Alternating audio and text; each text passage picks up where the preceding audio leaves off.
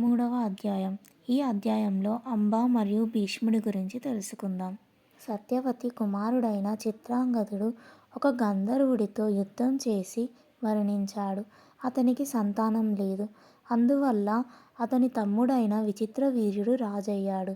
విచిత్రవీర్యుడు చిన్న వయసు వాడు అవ్వడం వల్ల అతని స్థానంలో భీష్ముడు రాజ్యాన్ని పాలిస్తున్నాడు. విచిత్రవీర్యుడికి వివాహం చేయడానికి తగిన యువతిని అన్వేషించేందుకు భీష్ముడు బయలుదేరాడు. అప్పటిలో కాశీరాజు ముగ్గురు కుమార్తెలు పురాతన క్షత్రియ లాంఛనాల ప్రకారం స్వయంవరం పేరుతో వరుడిని ఎంచుకుంటున్నారని విని భీష్ముడు తన తమ్ముడికి భార్యలను సంపాదించడానికి అక్కడికి వెళ్ళాడు. కోసల, వంగ, పుండ్ర, కళింగ మొదలైన దేశ రాజులు, రాజకుమారులు, ఇతర దేశ ప్రధానులు స్వయంవరం సభకు వచ్చారు. వారంతా వారి వారికి తగిన క్షత్రియ అలంకారాలతోనూ దుస్తులతోనూ సభలో ఉన్నారు. కాశీరాజు కుమార్తెలు ఎంతో అందమైన వారు, గొప్ప విద్యావంతులు, దేశ విదేశాల్లో ఖ్యాతి గడించిన వారు కావడంతో రాజకుమారుల మధ్య పోటీ కోలాహలంగా ఉంది. క్షత్రియుల్లో భీష్ముడు అత్యుత్తముడు అనే పేరు పొందాడు. మొదట్లో రాజులంతా భీష్ముని రాకకు కారణం స్వయంవరోత్సవాన్ని చూడడానికే అనుకున్నారు. కానీ తాను కూడా ఒక భార్య కోసమే వచ్చాడని తెలుసుకున్న తరువాత అక్కడ రాజకుమారులందరికీ ధైర్యం సన్నగిల్లింది. వారందరికీ కోపం వచ్చింది. వాస్తవంగా భీష్ముడు తన తమ్ముడి కోసం వధువును అన్వేషించేందుకు వచ్చాడని రాజకుమారులకు తెలియదు. దీంతో భీష్ముడిపై అసూయ పెంచుకున్నారు. భీష్ముడి పట్ల వారు నిందాపూర్వకంగా మాట్లాడుతూ తాను చేసిన ప్రతిజ్ఞను మర్చిపోయాడు కాబోలు. స్వయంవరంతో ఆయనకు సంబంధమేమిటి అని ప్రశ్నిస్తూ నిందిస్తున్నారు. రాజకుమారుల మాటలు విన్న కాశీరాజు కుమార్తెలు ముగ్గురు భీష్ముడి వైపు కన్నెత్తి కూడా చూడలేదు. భీష్ముడికి తీవ్ర ఆగ్రహం వచ్చింది. స్వయంవరానికి వచ్చిన రాజకుమారులను తనతో పోరాడి వీరత్వం చూపాలని అరుస్తూ వారందరినీ వరుసబెట్టి ఓడించాడు. ఆ ముగ్గురు యువతులను తన రథంపై హస్తినాపురానికి తీసుకెళ్తుండగా కొంత దూరం తరువాత అంబ అనే ఆమెను ప్రేమించిన సౌబల దేశపు రాజు స్వల్పుడు భీష్ముడికి అడ్డుపడ్డాడు. యుద్ధానికి దిగాడు. అంబ కూడా స్వల్పుణ్ణి ప్రేమించింది. యుద్ధంలో భీష్ముడి చేతిలో స్వల్పుడు ఓడిపోయాడు. రథంలో ఉన్న అంబ భీష్ముడిని వేడుకోక స్వల్పుడిని చంపకుండా వదిలేశాడు. భీష్ముడు హస్తినాపురం చేరాడు. విచిత్రవీర్యునికి వివాహం ప్రయత్నంలో ఉన్నాడు. వివాహానికి ప్రముఖులందరూ వచ్చారు. అంబ భీష్ముడిని అపహాస్యం చేస్తూ, ఓ గంగాపుత్ర, శాస్త్రాలు చదివావు, ధర్మాలన్నీ నీకు తెలుసు. నేను మానసికంగా సౌబల రాజు స్వల్పుడిని పతిగా ఇదివరకే వరించాను. నీవు నన్ను ఇక్కడికి బలవంతంగా తీసుకువచ్చావు. ఈ అంశాలను తెలుసుకొని శాస్త్రధర్మాలను అనుసరించి ఏమి చేయాలో అదే చెయ్యి అన్నది. ఆమె మాటలు తీవ్రంగా ఆలోచించిన భీష్ముడు ఆమెను ఉచిత సాయంతో స్వల్పుడి వద్దకే పంపాడు. మిగతా ఇద్దరు యువతులను అంబిక, అంబాలికతోనూ విచిత్రవీర్యునికి వివాహం సానుకూలంగా జరిగింది. అంబ ఎంతో సంతోషంతో స్వల్పుడి వద్దకు వెళ్ళి జరిగిన కథను చెప్పింది. తనని పెళ్లి చేసుకోమని కోరింది. దానికి స్వల్పుడు, భీష్ముడు అందరి మధ్య నన్ను ఓడించి నిన్ను తీసుకుపోయాడు. అలా నాకు అవమానం జరిగింది కనుక నేను ఇప్పుడు నిన్ను భార్యగా స్వీకరించలేను. భీష్ముడి వద్దకే వెళ్ళు. ఆయన ఎలా చెబితే అలానే చెయ్యి అంటూ అంబను భీష్ముడి వద్దకే పంపేశాడు. అంబ భీష్ముడికి జరిగిందంతా చెప్పింది. భీష్ముడు విచిత్రవీర్యుడి వద్దకు వెళ్ళి అంబను పెళ్లాడవలసిందిగా కోరాడు. ఎప్పుడో తన హృదయాన్ని ఇతరులకు ఇచ్చిన యువతిని తానెంతమాత్రం వివాహం చేసుకోలేడని విచిత్రవీర్యుడు చెప్పాడు. చివరికి అంబ భీష్ముడినే తనను వివాహం ఆడాల్సిందిగా కోరింది. ఆ పరిస్థితుల్లో ఆమెకు మరో మార్గం లేదు. కానీ భీష్ముడు చేసిన ప్రతిజ్ఞ వల్ల ఆయన ఆ పని చేయలేకపోయాడు. మళ్ళీ విచిత్రవీర్యుడి వద్దకే వెళ్ళి అంబను పెళ్లి చేసుకోవాలని కోరాడు.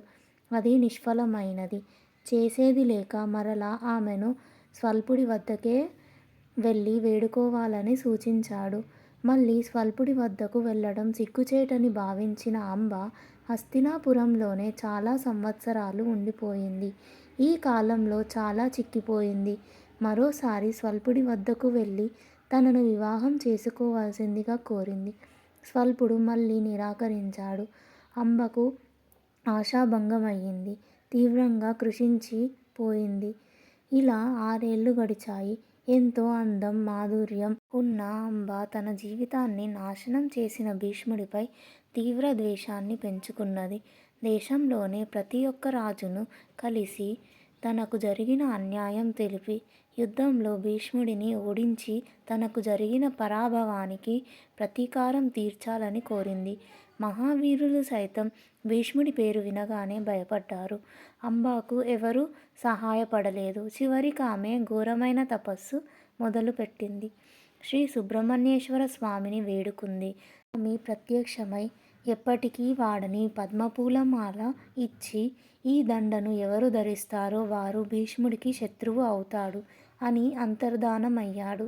అంబ ఆ పూలమాలను తీసుకొని మరలా ప్రతి రాజకుమారుడి వద్దకు వెళ్ళి ఆ మాల సుబ్రహ్మణ్యేశ్వర స్వామి ప్రసాదించినదని, దానినెవరైతే ధరించి యుద్ధంలో భీష్ముడిని చంపి తన వేదనను పోగొట్టాలని కోరింది. గతంలో వలె ఏ రాజు భీష్ముడితో తగు ఇష్టపడలేదు. ఆమెను పంపేశారు. చివరికామె ద్రుపదరాజు వద్దకు వెళ్ళింది. అతడు భీష్ముడితో విరోధానికి ఒప్పుకోలేదు. దారిలో ఆమెకు పరశురాముడు కనిపిస్తాడు. ఆమె చరిత్రను విని, ఆమె దీనావస్థను చూసి భీష్ముణ్ణి చంపడమే ఆమె లక్ష్యంగా ఉందని, క్షత్రియులతో తనకున్న వైర్యాన్ని దృష్టిలో పెట్టుకొని భీష్ముడితో యుద్ధానికి దిగాడు. ఆ యుద్ధం చాలా సంవత్సరాలు జరిగింది. గెలుపోటమి లేక యుద్ధం కొనసాగుతూ ఉంది. వారిద్దరూ సాటిలేని వీరులు. చివరికి పరశురాముడు భీష్ముడి చేతిలో ఓడిపోక తప్పలేదు. పరశురాముడు అంబాతో, నేను చేయగలిగినదంతా చేశాను. నేను ఓడిపోయాను కనుక నీవు భీష్ముడినే శరణు కోరు. అదే నీకు నేను చేయగలిగిన సాయం అన్నాడు. కేవలం భీష్ముడిపై పగ సాధించాలన్న ఆమె కోరిక ఆమెను జీవింపచేస్తుంది. ఆమె హిమాలయ ప్రాంతాలకు వెళ్ళి పరమశివుణ్ణి గురించి ఘోర తపస్సు చేసింది. శివుడు ఆమె ముందు ప్రత్యక్షమై తరువాత జన్మలో ఆమె భీష్ముడిని చంపుతుందని వరమిచ్చాడు. తాను కోరిన ముఖ్య కోరిక అయిన భీష్ముడిని చంపడం తరువాత జన్మ వరకు పొడిగింపబడడం ఆలస్యం అవ్వడం ఆమెలో క్రోధాగ్నిని పెంచింది. అంబ అగ్నిని రాజేసి ఆ మంటల్లోకి ఉరికి మరణించింది. ఈశ్వర అనుగ్రహం వల్ల ఆమె ద్రుపదుని కుమార్తెగా జన్మించింది. కొంతకాలం తరువాత తాను పూర్వజన్మలో కోట గుమ్మానికి కట్టిన పద్మమాల అలాగే ఉండడం చూసి భీష్ముడి భయంతో దానిని ఇతరులెవ్వరూ ధరించలేదని తానే మాల మెడలో ధరించింది. ఆమె పుష్పమాలను ధరించి కోరి అపాయం తెచ్చుకుంటుందని, భీష్ముడి ఆగ్రహాన్ని తాను చవిచూడాల్సి వస్తుందని భయపడి కుమార్తెను ఆమె తండ్రి ద్రుపదుడు బహిష్కరించి అడవులకు పంపాడు. అంబ అడవిలో చేసిన తపస్సు ఫలితంగా శిఖండి అనే నామంతో వీరపురుషుడయింది. అర్జునుడు కురుక్షేత్ర యుద్ధంలో తన రథంలో శిఖండిని ముందు పెట్టి భీష్ముణ్ణి ఎదిరించాడు.